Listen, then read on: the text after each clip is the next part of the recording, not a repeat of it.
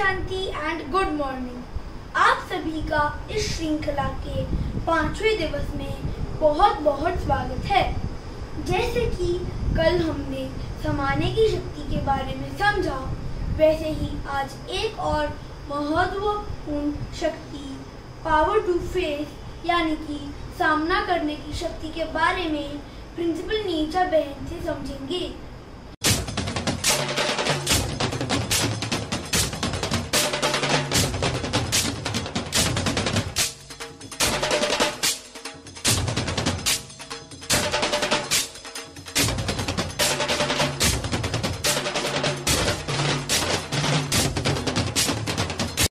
ओम शांति।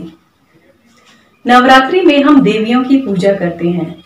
देवियों को माँ के रूप में दिखाते हैं, बहुत ही सजा हुआ, बहुत ही सुंदर, हाथों में अस्त्र शस्त्र दिखाते हैं। देवियों का रूप बहुत ही प्यारा लगता है, बहुत ही श्रृंगार किया हुआ लगता है।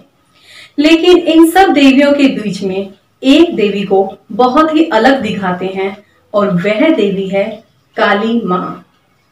उनका सारा ही स्वरूप, सारा ही आकार एक बहुत ही अलग शक्ति का प्रतीक है।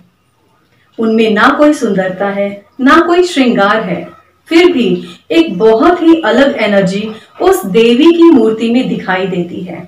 वास्तव में यह काली माँ का स्वरूप हमारे अंदर की सामना करने की शक्ति का प्रतीक है। हम अपने जीवन में बहुत सारी समस्याओं का सामना करते हैं। कभी कभी यह समस्याएं बाह्य रूप से आती हैं, जैसे आर्थिक स्थिति का ठीक ना होना, रिश्तों में अनबन या फिर कोई स्वास्थ्य संबंधी समस्या आदि आदि। कभी कभी ये समस्याएं आंतरिक रूप से आती हैं, जैसे अपमान की भावना, बदले की भावना, किसी के प्रति ईर्ष्या, द्वेष या घृणा की भावना या फिर भय की भावना। इन सभी समस्याओं या कमजोरियों का हम अपने जीवन में कभी न कभी सामना जरूर करते हैं। यदि हम इन नकारात्मक विचारों को सहन करते रहें या अपने मन में दबा कर रखें, तो ये कमजोरियां हमारे जीवन के बहुत बड़े दुख और अशांति का कारण बन जाती हैं। इसीलिए मां काली का स्वरूप बनकर इन समस्याओं और कमजोरियों का सामना करना और इन पर विजय पाना बहुत जरूरी है। आइए इसे एक कहानी के माध्यम से समझते हैं। एक गांव में एक फकीर रहता था। एक दिन वो अपने घर के दरवाजे पर बैठा था। तभी उसने एक छाया को आते हुए देखा। उसने छाया को रोका और पूछा, तुम कौन हो? तो छाया ने उत्तर दिया, मैं मौत हूं। गांव के अंदर एक बहुत बड़ी महामारी आने वाली है, इसीलिए मैं गांव में जा रही हूं। यह सुनकर फकीर बहुत ही दुखी हुआ और पूछा, कितने लोगों को मरना होगा इस महामारी में? तो मौत ने उत्तर दिया, सिर्फ 1000 लोगों को। और इतना कहकर मौत गांव में प्रवेश कर गई। महीने भर के अंदर उस गांव में महामारी फैल गई और देखते ही देखते 20,000 लोग मारे गए।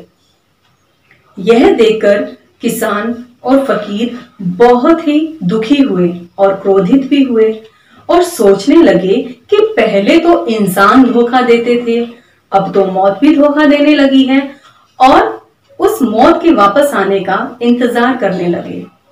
तभी कुछ समय के बाद वो छाया वहां से वापस जा रही थी।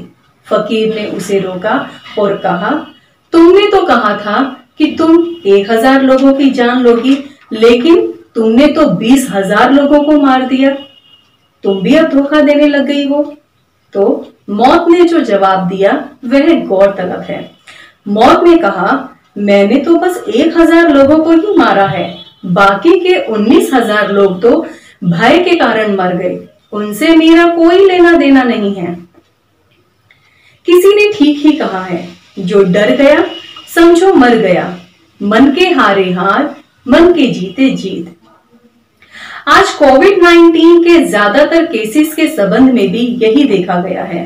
बहुत से डॉक्टर्स और रिपोर्ट्स का ये कहना है कि बहुत से लोगों ने इस बीमारी के डर के कारण अपने मन को मनोबल को गिरा दिया और इस बीमारी का शिकार हो गए।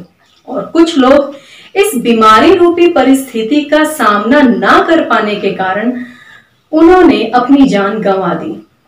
हम हमेशा यह याद रखें कि तन से कहीं अधिक शक्तिशाली मन होता है। परिवर्तन संसार का नियम है और यह सुख और दुख दोनों पर समान रूप से लागू होता है।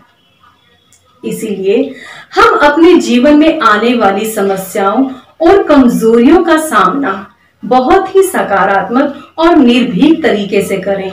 उनसे डरे नहीं, उनसे घबराए नहीं। तो आइए इस नवरात्रि हम मां काली के सच्चे स्वरूप को अपने अंदर धारण करके हमारे जीवन में आने वाली सभी कमी कमजोरियों और समस्याओं का संहार करें और सच्चे अर्थों में नवरात्रि का त्योहार मनाएं। अच्छा, ओम शांति।